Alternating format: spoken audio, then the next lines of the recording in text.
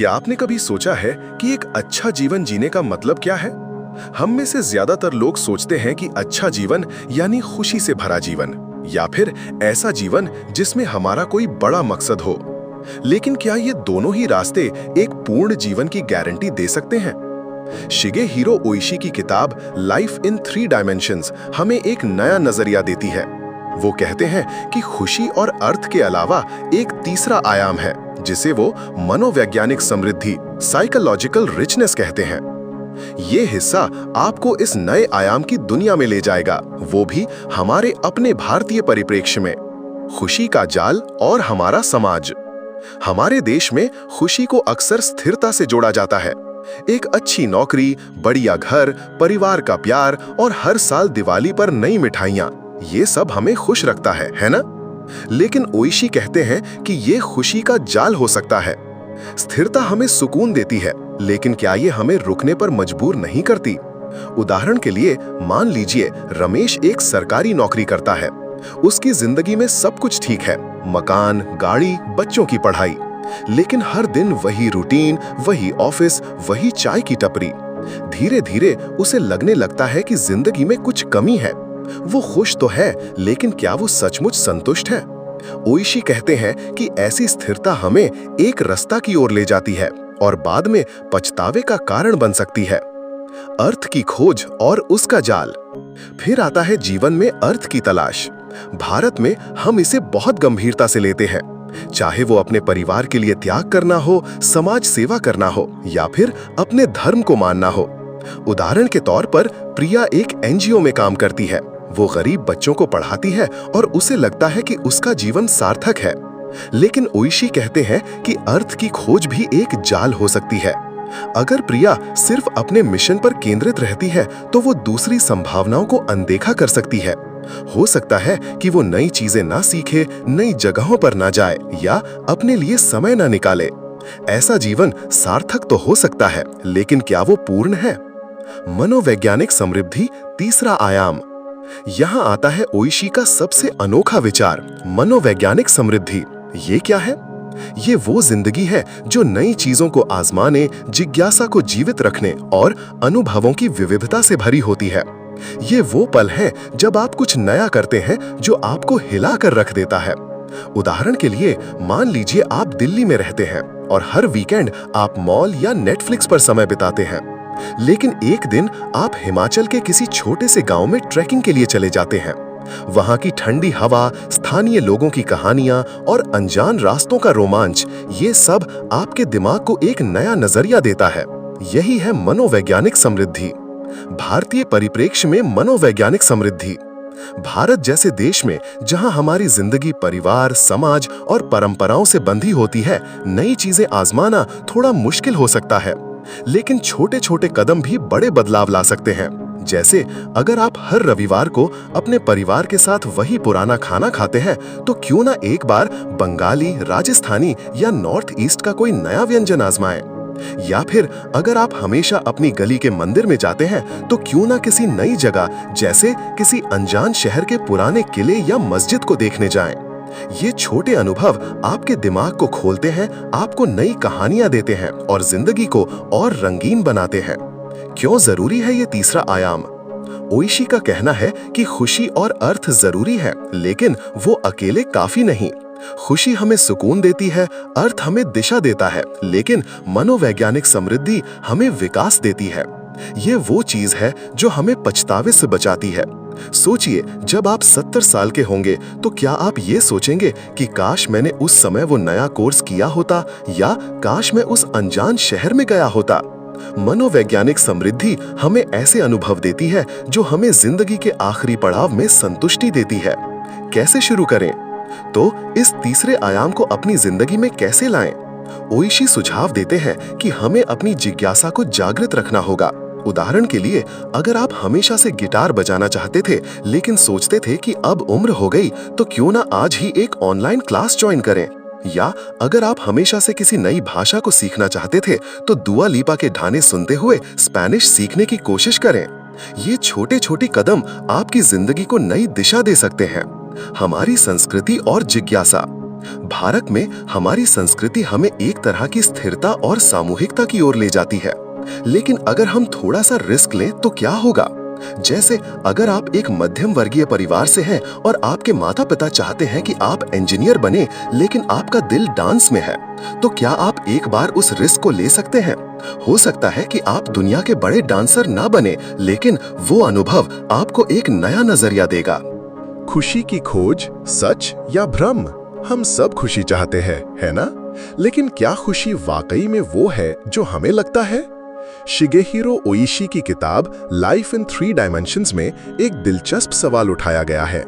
क्या खुशी का पीछा करना हमें एक जाल में फंसा देता है?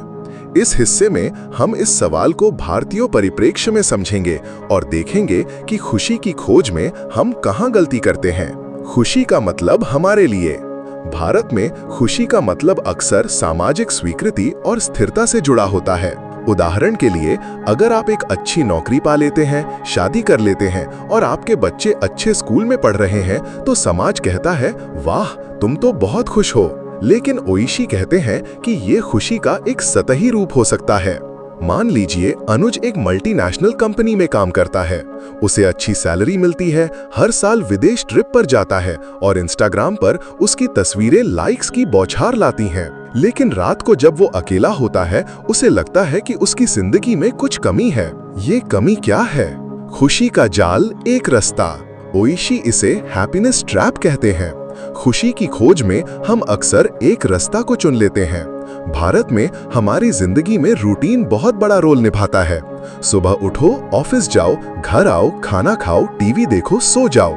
ये रूटीन हमें सुकून देता है, लेकिन धीरे धीरे ये हमें जड़ बना देता है। उदाहरण के लिए, अगर आप हर साल गोवा की एक ही बीच पर छुट्टियां मनाने जाते हैं, तो वो मजा धीरे धीरे फीका पड़ने लगता है। ओइशी कहते हैं कि खुशी की खोज में हम नई चीजों को आजमाना छोड़ देते हैं और यही हमें बाद में पछतावे की ओर ले जाता है। भारतीय समाज में खुशी की परिभाषा। हमारे यहाँ खुशी को अक्सर सामाजिक मापदंडों से मापा जाता है। अगर आपकी शादी 25 की उम्र तक हो जाए तो आप सफल हैं। अगर आपके पास एक फ्लैट और कार है तो आप खुश हैं। लेकिन क्या ये सचमुच खुशी है? ओइशी कहते हैं कि ये सामाजिक दबाव हमें एक तरह की सुरक्षित खुशी की ओर धकेलता है, जो लंबे समय में हमें खालीपन दे सकता है। उदाहरण के लिए, अगर आप एक छोटे शहर में रहते हैं और आपके दोस्त कहते हैं कि बैंक मैनेजर की नौकरी ही बेस्ट है, तो आप उस दिशा में चले जाते हैं। लेकिन क्या वो नौकरी आपको वाकई खुशी देती है? खुशी और पछतावा। ओइशी का कहना है कि खुशी का पीछा करने में हम अक्सर वो चीजें छोड़ देते हैं जो हमें लंबे समय में संतुष्टि दे सकती हैं। उदाहरण के लिए, अगर आप हमेशा से एक स्टार्टअप शुरू करना चाहते थे लेकिन सुरक्षित नौकरी चुन ली, तो हो सकता है कि 20 साल बाद आपको पछतावा हो। भारत में हम अक्सर जोखिम लेने से डरते हैं क्योंकि हमें लगता है कि इससे हमारी खुशी खतरे में पड़ जाएगी। लेकिन ओइशी कहते हैं कि जोखिम और अनिश्चितता ही हमें नई ऊंचाइयों तक ले जा सकती है। खुशी को नया आयाम देना। तो क्या हम खुशी को पूरी तरह छोड़ दें? बिल्कुल नहीं। ओइशी कहते हैं कि खुशी जरूरी है, लेकिन इसे मनोवैज्ञानिक समृद्धि के साथ जोड़ना होगा। उदाहरण के लिए, अगर आप हर वीकेंड अपने परिवार के साथ समय बिताते हैं, तो क्यों ना एक बार कुछ नया करें, जैसे अपने बच्चों के साथ मिलकर एक नया बोर्ड गेम खेलें या फिर अपने दोस्तों के साथ एक म्यूजिक फेस्टिवल में जाएं। ये छोटे अनुभव आपकी खुशी को और गहरा बनाते हैं। भारतीय संस्कृति में खुशी और समृद्धि। हमारी संस्कृति में त्योहार और उत्सव हमें खुशी देते हैं, लेकिन क्या हम इन उत्सवों को और समृद्ध बना सकते हैं? उदाहरण के लिए, इस होली पर सिर्फ रंग खेलने की बजाय क्यों ना अपने पड़ोस के बच्चों के लिए एक छोटा सा पेंटिंग वर्कशॉप आयोजित करें, या फिर इस दिवाली पर सिर्फ पटाखे जलाने की बजाय अपने परिवार के साथ मिलकर एक नया पारंपरिक नृत्य सीखें। ये छोटे छोटे कदम आपकी खुशी को एक नया रंग दे सकते हैं। जीवन में अर्थ का महत्व। हम सभी चाहते हैं कि हमारी जिंदगी का कोई मकसद हो। भारत में ये मकसद अक्सर परिवार, समाज या धर्म से जुड़ा होता है। लेकिन क्या एक सार्थक जीवन हमेशा पूर्ण जीवन की गारंटी देता है? शिगेहिरो ओइशी की किताब लाइफ इन 3 डायमेंशंस में बताया गया है कि अर्थ की खोज भी हमें एक जाल में फंसा सकती है। इस हिस्से में हम इस जाल को समझेंगे और देखेंगे कि भारतीय परिप्रेक्ष्य में इसे कैसे संतुलित किया जा सकता है। अर्थ का मतलब। भारत में अर्थ की खोज अक्सर सामूहिक होती है। उदाहरण के लिए राधिका एक स्कूल टीचर है। वो हर दिन बच्चों को पढ़ाती है और उसे लगता है कि वो समाज के लिए कुछ अच्छा कर रही है। उसका जीवन सार्थक है। लेकिन ओइशी कहते हैं कि ये सार्थकता हमें संकीर्ण बना सकती है। अगर राधिका सिर्फ अपने स्कूल और बच्चों पर ध्यान देती है तो वो अपनी जिंदगी के अन्य पहलुओं को अनदेखा कर सकती है। जैसे वो कभी नई जगहों पर नहीं जाती, नई हॉबी नहीं आजमाती या अपने लिए समय नहीं निकालती। अर्थ का जाल, संकीर्णता और गलत निष्ठा। ओइशी इसे मीनिंग ट्रैप कहते हैं। अर्थ की खोज में हम अक्सर एक ही दिशा में इतना डूब जाते हैं कि बाकी दुनिया को भूल जाते हैं। भारत में ये जाल और भी गहरा हो सकता है, क्योंकि हमारी संस्कृति हमें परिवार और समाज के प्रति निष्ठा सिखाती है। उदाहरण के लिए, अगर आप अपने परिवार के लिए हर चीज छोड़ देते हैं तो हो सकता है कि आप अपने सपनों को दबा दें। मान लीजिए आप एक लेखक बनना चाहते थे, लेकिन परिवार की जिम्मेदारियों के कारण आपने एक स्थिर नौकरी चुन ली। ये सार्थक तो हो सकता है, लेकिन क्या ये आपको पूर्ण संतुष्टि देता है? भारतीय समाज में अर्थ की खोज। हमारे यहाँ अर्थ अक्सर त्याग से जुड़ा होता है। माता पिता अपने बच्चों के लिए, पत्नी अपने पति के लिए या बेटा अपने परिवार के लिए त्याग करता है। ये खूबसूरत है, लेकिन ओइशी कहते हैं कि ये त्याग हमें एक सीमित दायरे में बांध सकता है। उदाहरण के लिए, अगर आप हमेशा अपने परिवार के लिए जीते हैं तो हो सकता है कि आप कभी ये ना जान पाएं कि आप अकेले क्या हासिल कर सकते हैं। मनोवैज्ञानिक समृद्धि के साथ संतुलन। तो क्या इसका मतलब ये है कि हमें अर्थ की खोज छोड़ देनी चाहिए? बिल्कुल नहीं। ओइशी कहते हैं कि अर्थ को मनोवैज्ञानिक समृद्धि के साथ जोड़ा जाए।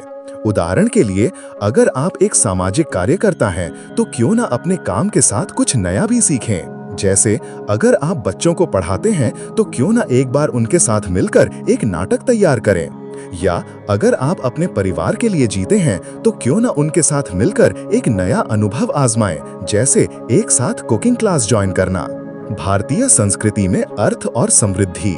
हमारी संस्कृति में त्योहार और परंपराएं हमें अर्थ देती हैं, लेकिन इन परंपराओं को और समृद्ध कैसे बनाएं? उदाहरण के लिए, अगर आप हर साल गणेश चतुर्थी मनाते हैं तो क्यों ना इस बार अपने बच्चों के साथ मिलकर मिट्टी से गणेश जी की मूर्ति बनाएं। ये न सिर्फ आपको सार्थकता देगा, बल्कि एक नया अनुभव भी देगा। मनोवैज्ञानिक समृद्धि क्या है? शिगेहिरो ओइशी की किताब लाइफ इन 3 डायमेंशंस का सबसे अनोखा विचार है मनोवैज्ञानिक समृद्धि। ये वो जिंदगी है जो नई चीजों को आजमाने, जिज्ञासा को जीवित रखने और अनुभवों की विविधता से भरी होती है। इस हिस्से में हम इस आयाम को गहराई से समझेंगे और देखेंगे कि भारतीय जीवन में इसे कैसे लागू किया जा सकता है। जिज्ञासा, समृद्धि की पहली सीढ़ी। मनोवैज्ञानिक समृद्धि की शुरुआत होती है जिज्ञासा से। भारत में हमारी जिंदगी इतनी व्यस्त होती है कि हम जिज्ञासा को भूल जाते हैं। उदाहरण के लिए, मान लीजिए आप एक आईटी प्रोफेशनल हैं और आपका दिन कोडिंग और मीटिंग्स में बीतता है। लेकिन क्या आपने कभी सोचा कि आप अपने ऑफिस के पास की उस पुरानी हवेली के बारे में जानें? या फिर क्या आपने कभी अपने बच्चों से उनकी पसंदीदा किताब के बारे में गहराई से बात की? जिज्ञासा वो चिंगारी है जो हमें नए अनुभवों की ओर ले जाती है। अनुभवों की विविधता। ओइशी कहते हैं कि मनोवैज्ञानिक समृद्धि का दूसरा हिस्सा है अनुभवों की विविधता। भारत जैसे देश में जहां हर कोने में एक नई संस्कृति, एक नई भाषा और एक नई कहानी मिलती है, ये बहुत आसान हो सकता है। उदाहरण के लिए, अगर आप मुंबई में रहते हैं तो क्यों ना एक बार दक्षिण भारत के किसी मंदिर में जाएं, या अगर आप दिल्ली में हैं तो क्यों ना एक बार नॉर्थ ईस्ट के किसी फेस्टिवल में हिस्सा लें। ये अनुभव आपके दिमाग को नई दिशा देते हैं। भारतीय जीवन में छोटे छोटे कदम। हमारे यहाँ नई चीजें आजमाना थोड़ा मुश्किल हो सकता है, क्योंकि हमारी जिंदगी परिवार और जिम्मेदारियों से बंधी होती है। लेकिन ओइशी कहते हैं कि छोटे छोटे कदम भी बड़े बदलाव ला सकते हैं।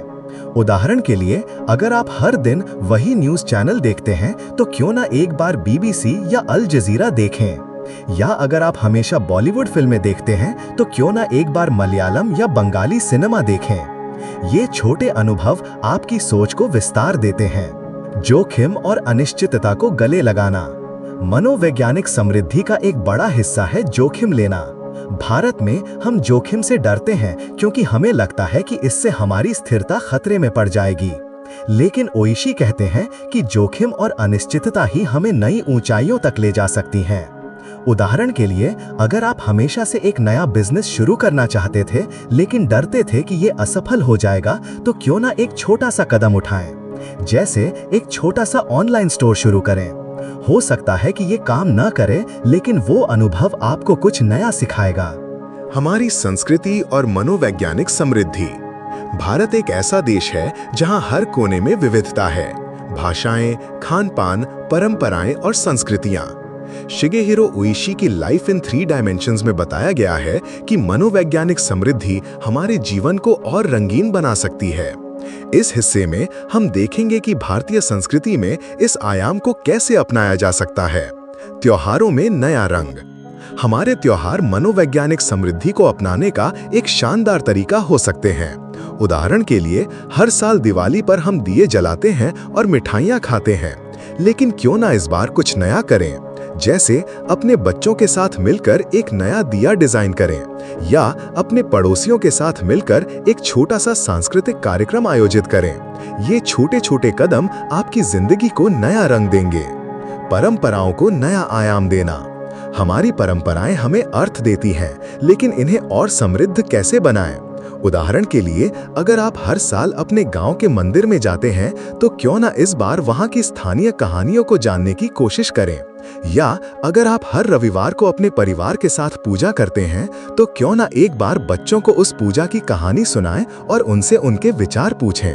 ये छोटे अनुभव आपकी परंपराओं को और गहरा बनाते हैं। यात्रा और अनुभव। भारत में यात्रा करना मनोवैज्ञानिक समृद्धि का एक शानदार तरीका है। उदाहरण के लिए, अगर आप हमेशा हिल स्टेशंस पर जाते हैं, तो क्यों ना इस बार राजस्थान के रेगिस्तान में जाएं। या अगर आप हमेशा बड़े शहरों में घूमते हैं, तो क्यों ना किसी छोटे गांव में समय बिताएं। ये अनुभव आपके दिमाग को नई दिशा देंगे। सीखने की ताकत। शिगेहिरो ओइशी की किताब लाइफ इन 3 डायमेंशंस में एक बड़ा जोर इस बात पर है कि नई चीजें सीखना हमें मनोवैज्ञानिक रूप से समृद्ध बनाता है। इस हिस्से में हम देखेंगे कि भारतीय जीवन में नई चीजें सीखने और जोखिम लेने का क्या महत्व है। नई चीजें सीखना, छोटे कदम। भारत में हमारी जिंदगी इतनी व्यस्त होती है कि नई चीजें सीखने का समय निकालना मुश्किल हो जाता है। लेकिन ओइशी कहते हैं कि छोटे छोटे कदम भी बड़े बदलाव ला सकते हैं। उदाहरण के लिए, अगर आप हमेशा से फोटोग्राफी सीखना चाहते थे, तो क्यों ना अपने फोन से शुरुआत करें। हर वीकेंड अपने आसपास की चीजों की तस्वीरें लें और उन्हें इंस्टाग्राम पर शेयर करें। ये छोटा सा कदम आपको नई रचनात्मकता देगा। जोखिम लेना, भारतीय परिप्रेक्ष्य।